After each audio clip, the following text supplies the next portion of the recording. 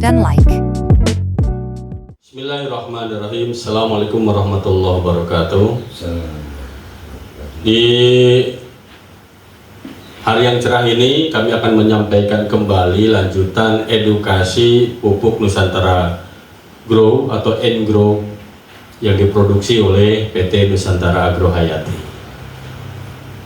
Pada bahasan yang lalu kita sudah sampaikan dampak negatif dari penggunaan pupuk kimia secara berlebihan.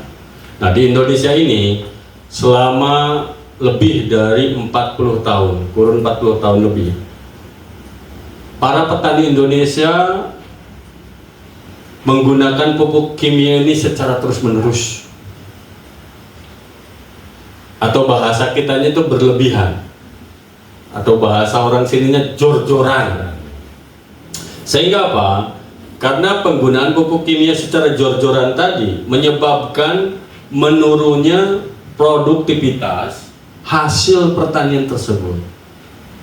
Karena kendala di lapangan pun semakin banyak, jenis hama juga semakin bermacam-macam, virus semakin bermacam-macam. Nah, karena penggunaan pupuk kimia secara jor-joran atau berlebihan tadi, semakin kerasnya tanah atau lahan pertanian tersebut.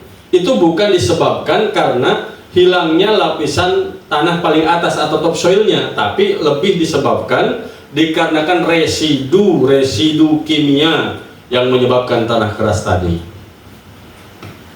Akibatnya apa? Akibatnya unsur hara, unsur organik, dan unsur-unsur yang lainnya yang bermanfaat untuk tanaman tidak terurai. Sehingga tidak terurai dengan baik, nutrisi tanaman pun akan semakin berkurang. Kalau nutrisi yang terserap oleh tanaman tidak diserap dengan baik, maka otomatis tanaman pun antibodinya lemah. Kalau sudah tanamannya antibodinya lemah, maka secara otomatis ketika ada hama menyerang atau virus menyerang, tanaman tersebut tidak tahan banting.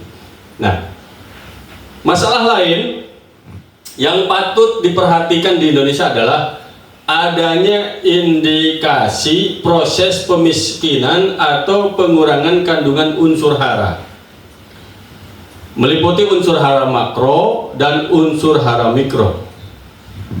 Nah, kemudian yang perlu disampaikan pada saat ini adalah unsur hara esensial yang diperlukan oleh tanaman. Yang pertama ada yang disebut dengan unsur hara makro utama, ada unsur hara makro sekunder, ada hara makro.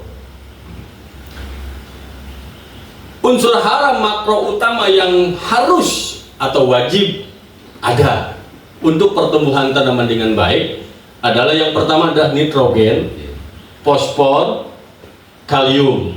Sering kita sebut NPK atau disingkat NPK. Sumbernya dari mana? Ya, sumbernya dari udara, dari tanah, atau pupuk NPK itu sendiri, urea, TSP, KCl, dan lain. Kemudian unsur hara sekunder. Unsur hara sekunder itu yang diperlukan tanaman juga ada sulfur, ada magnesium, ada kalsium. Sumbernya dari mana? Tanah, dolomit, kapur pertanian, atau ZA. Nah, kemudian yang hara mikronya, tanaman juga membutuhkan boron, seng, mangan, tembaga, molybdenum, natrium, aluminium, dan lain-lain. Nah, sumbernya dari mana? Tanah, kompos, bisa dari pupuk kandang, dari bokasi, dan lain sebagainya. Nah, dari ketiga unsur tadi, baik makro utama, makro sekunder maupun unsur hara mikro, tetap tanah selalu disebut. Jadi sebetulnya kalau tanahnya ini sudah tidak terganggu dengan hal-hal yang disebut dengan akibat perbuatan manusia itu sendiri, tanaman insya Allah akan tumbuh dengan subur karena tanahnya sudah baik. Nah, kemudian apa sih bedanya antara manusia dengan tanaman? Sebetulnya manusia dan tanaman itu sebetulnya punya persamaan lah. Gak usah dibilang perbedaan, persamaan. Unsur hara esensial jika dianalogikan pada manusia, ibaratkan kalau manusia itu pengen sehat, pengen kuat, maka manusia itu harus mengkonsumsi yang namanya 4 sehat 5 sempurna. 4 sehat 5 sempurna terdiri 4 sehatnya karbohidrat, manusia perlu daging, sayuran dan buah-buahan, dan 5 sempurnanya apa? Susu. Itu gitu. Nah, keseluruhan bahan makanan harus melalui proses untuk dikonsumsi. Ketika manusia terpenuhi 4 sehat 5 sempurnanya, insya Allah badannya pun sehat.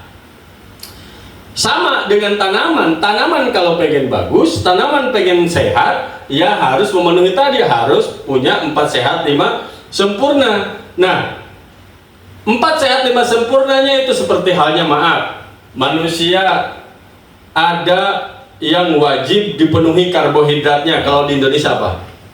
Nasi. Kalau di tanaman itu NPK.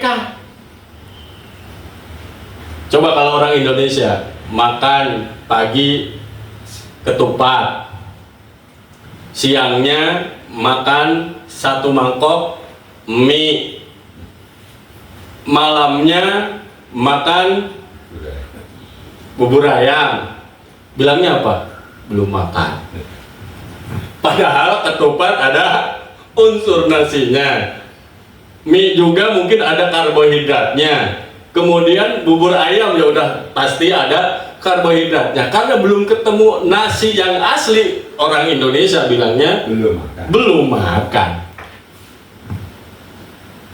Tapi emang nasi ini sumber kekuatan. Coba kalau misalnya makanan apapun kita makan, sebagian ya, bahkan disebutnya kebanyakan orang Indonesia ya, tenaganya itu lemah gitu Pak. Jadi tetap harus nasi. Cuman bedanya di porsi koli dengan porsi orang yang kiai ya beda gitu kan. Ya, orang yang memang pembakaran kalorinya lebih banyak dengan pembakaran yang nggak banyak, ya nggak bisa disamakan. Tapi yang namanya unsur yang unsur utama tidak boleh tidak harus dipenuhi. Tanaman pun tidak boleh tidak yang namanya unsur nitrogen, fosfat dan kalium itu harus dipenuhi, namanya NPK. Nah, kemudian kalau kita butuh namanya sayuran, kalau pengen sehat kita juga pengen makan daging, buah-buahan, susu, vitamin. Itu kalau di tanaman itu ya sama tadi yang disebutkan tadi. Kita tanaman itu ya perlu unsur hara makrosekunder sulfur, perlu magnesium, perlu kalium, ya, kemudian perlu boron, perlu seng, perlu Fe atau besi, gitu kan, perlu tembaga, natrium, aluminium dan lain sebagainya dan lain sebagainya. Kalau itu semuanya terpenuhi, insya Allah tanaman pun akan sehat. Kalau tanamannya sehat, dia punya antibodi, tidak mudah terserang hama. Kalau tanaman misalnya dari umbi-umbian, umbinya akan semakin besar. Kalau misalnya tanamannya itu dari buah-buahan, buah-buahannya lebat dan besar. Kalau rasanya manis, semakin manis dan lain sebagainya dan lain sebagainya. Jadi kesimpulannya bahwasanya tanaman juga mempunyai kebutuhan. Kebutuhan tanaman diantaranya yang pertama, mau tidak mau tanaman butuh udara. Yang kedua, mau tidak mau tanaman juga butuh air. Yang ketiga, mau nggak mau tanaman itu perlu unsur hara. Kemudian yang tidak kalah pentingnya, tanaman itu memerlukan makhluk hidup yang lainnya atau yang disebut dengan mikroorganisme, serangga dan lain-lain dan lain-lain.